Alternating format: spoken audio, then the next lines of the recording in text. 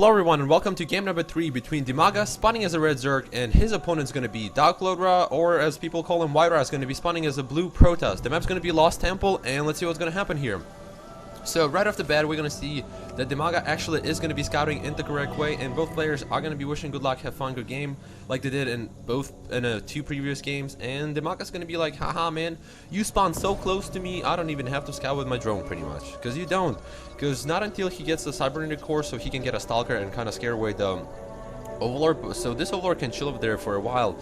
And if you didn't see previous two games, please check them out. They were actually pretty good games from both players, because these guys are from Ukraine and I think they both play for the same, when they, for the World Cyber Games, I think they play for Ukraine together. I'm not sure yet, but I know Whiter for sure he plays for Ukraine at the World Cyber Games. And he's going to be getting a pylon right next to the Vesping geyser, so he's gonna put a simulator there, and these two guys can chill together. Those two buildings, or whatever you want to call them. And DIMAGA just gonna be droning it up, going for the standard opening, nothing cheesy, no six pull, nothing like that. And look at the White is gonna be straight murking with his probe over here, because he knows exactly that his opponent is so close on this map. So he might actually can go for the Phoenix build. He can do a lot of harassment. So does DIMAGA. He can go for the mutas, and he can harass the Whiter's base too, and Whiter's going to be getting a gateway, so both players are going for the standard opening. Look at this. He knows exactly that there's a quick extractor, the extractor before the spawning pool, which means there's going to be exactly 100 gas as soon as the spawning pool is finished, and metabolic boost is going to be researched right on time, baby. And this overlord is just going to be chilling over here till the stalker comes out, or maybe a cannon, I don't know. But Whiter's getting his assimilator, and he's going to be getting another pylon over here. And look at these Whiter likes to do this with the ram, because look at this. If you put your pylon too close over here and you have roaches attacking it, so they're probably going to focus down on a pylon, which is going to make your gateway go down, and a cybernetic core. But the White he actually practiced a lot of this, because look, he has perfect range over here for the cybernetic core probably. Yep, and he's probably going to be getting another gateway or something just to force his opponent to a really small choke, because you really need to kind of wall off now. And look, metabolic boost is being researched right now, and boom, no drones on the gas again.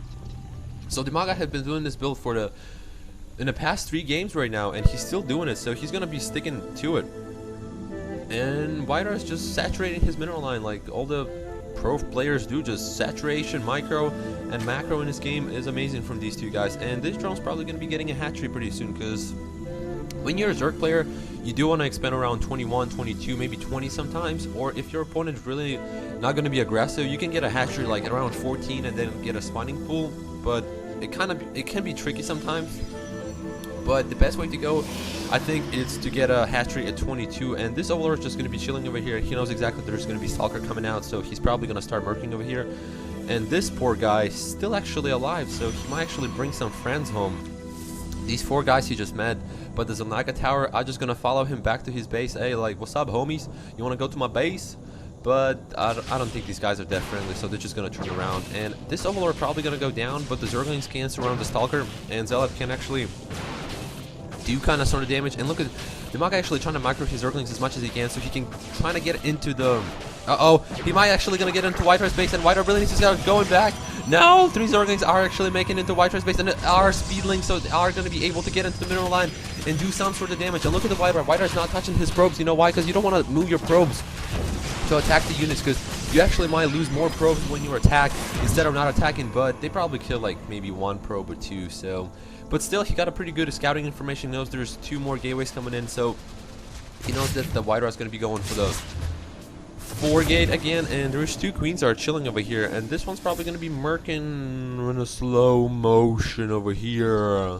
Yeah, it's gonna be going slow there, because when you're not a creep, you're not gonna go fast. I don't know. And DIMAGA's gonna be getting roaches right now, which is pretty standard, and he's not getting really anything except roach warren and a bunch of drones, so he's gonna go for the heavy economy build, a really good micro build. And let's see, warp gate technology is actually finished right now, and I think all of these gateways are going to be finishing up as soon as the sentry is going to come out, and Whiter's going to be maybe getting his own expansion. Oh yeah, he actually did put the Nexus. I apologize, I didn't see this. He might be going to be, no, finally he's getting a pylon, because he got me confused there for a second. And creep tumors are going to be coming out, and 2 spine crawlers are going to be coming in from the ground from DIMAGA, just a little bit extra protection in case Whiter's gonna try to push out with all the forces, because DIMAGA he doesn't have really that many attacking units whatsoever. He's going for the really heavy economy build, and he's going to be getting a lair. So am I going to see some mutas coming in, or maybe he's going to go straight to the Ultralisk from the lair to the hive? So you never know what these two guys can do.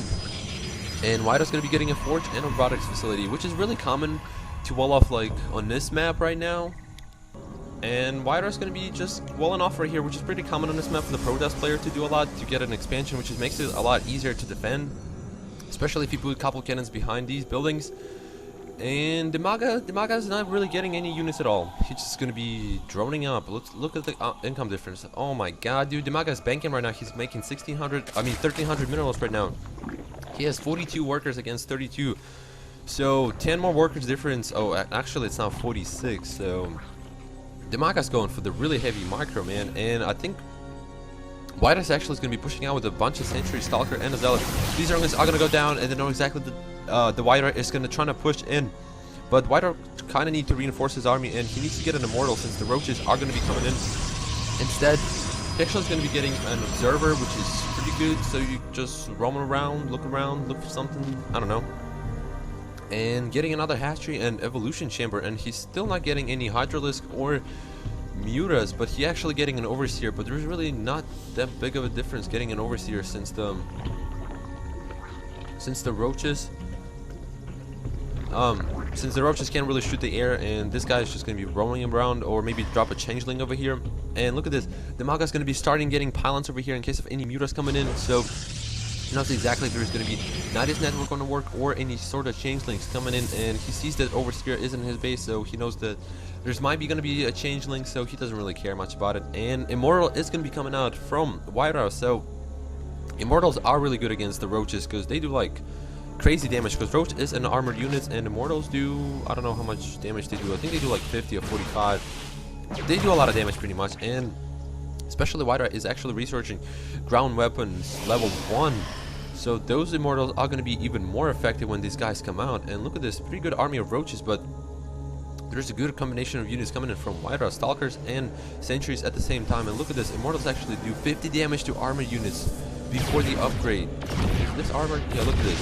This guy is just shooting those rocks down, and DIMAGA actually doing exactly the same thing, going for the rocks over here.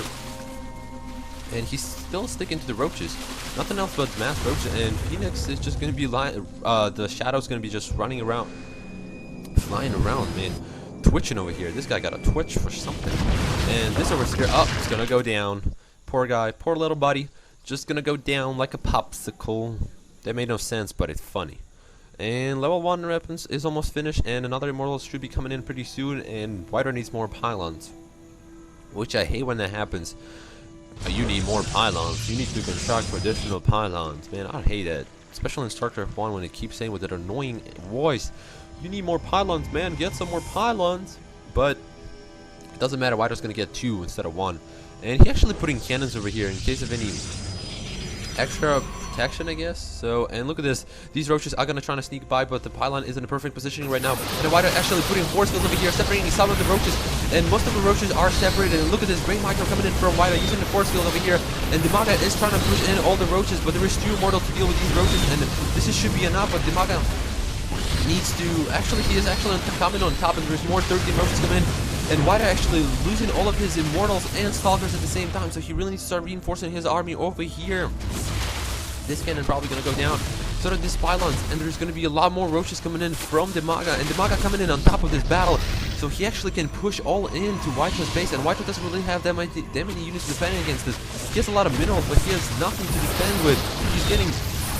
He should be getting Immortals, but I think he just misclicked the Chrono Boost over here. He's sort of boosting nothing out, and I thought that Whitehouse probably thought he's going to be getting another Immortal, but no, he's not. And look at this, DIMAGA did a great job by using his Roaches, and look at this, and Whitehouse is actually going to be GG'ing. So this has been game number 3 between DIMAGA and Whitehouse, and thank you for watching.